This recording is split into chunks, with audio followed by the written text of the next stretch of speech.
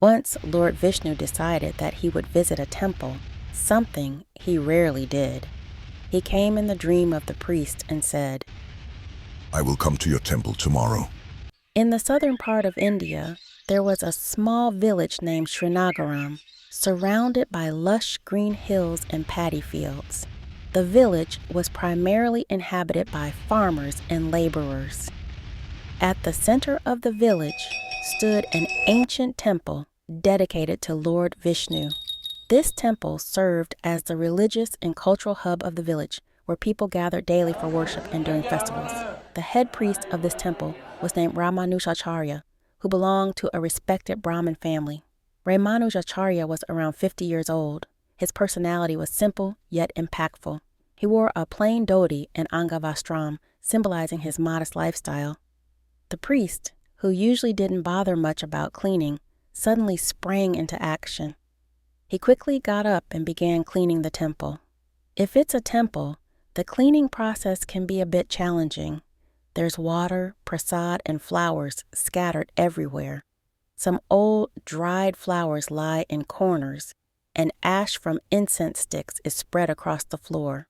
The priest carefully picked up all these things, sprinkled water on the floor, and made sure the temple was spotless. After all the preparations were done, the priest called all the villagers and announced, "Listen, God himself is going to visit this temple today. It's a great fortune for all of us. Please make sure everyone comes to the temple on time." But when the villagers heard this, disbelief was evident on their faces. One person said to another, "What's wrong with the priest? Has he lost his mind?" Another replied, "Yes, it seems he needs to see a good doctor. God is coming." That's a strange thing to say. Some people thought the priest might be mentally disturbed and needed medical attention. Still, the priest continued with his preparations. He brought fresh flowers, lit lamps, arranged incense, and dressed the deities in the most beautiful garments. He eagerly waited for God to arrive. 5 o'clock in the evening passed, then 6, and then 7, but there was no sign of God. The faces of the few people who had come to the temple began to show signs of disappointment. One of them said to the priest, "You must have misunderstood something. God doesn't just come like this." Another person, who was the second priest of the temple, laughed and said, "Oh, come on. Are you crazy? God doesn't come like that. Maybe you had a dream and mistook it for reality. Just forget about it and go to sleep." As time passed, everyone who had gathered in the temple began to lose hope and started discouraging the priest. Even those who had a little bit of faith were now disheartened. The priest started doubting himself. He thought, maybe it was just my imagination. Did I really hear God's voice? It was nearing midnight.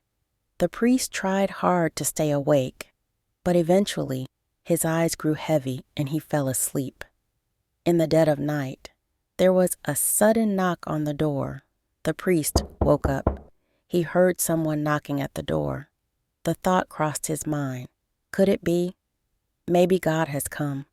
He was about to get up when the other priest, who was sleeping beside him, stopped him and said, "Where are you going?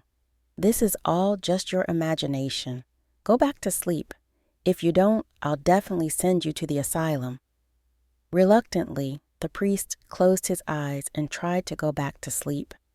In the morning, when the priest woke up and opened the temple door, his eyes widened in astonishment.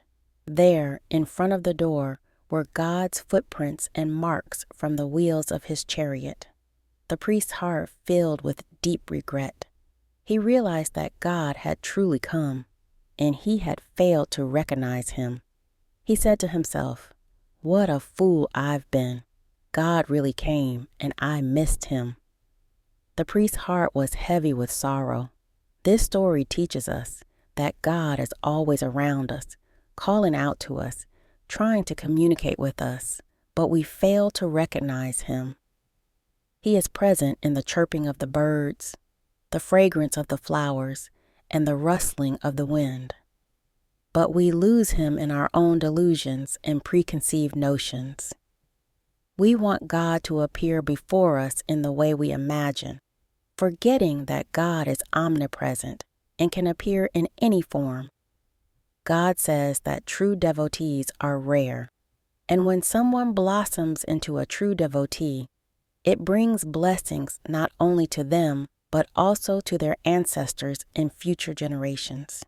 When we connect with God, love and peace flow into our lives, and this connection liberates not only us, but also 7 generations of our ancestors and 7 generations of our descendants.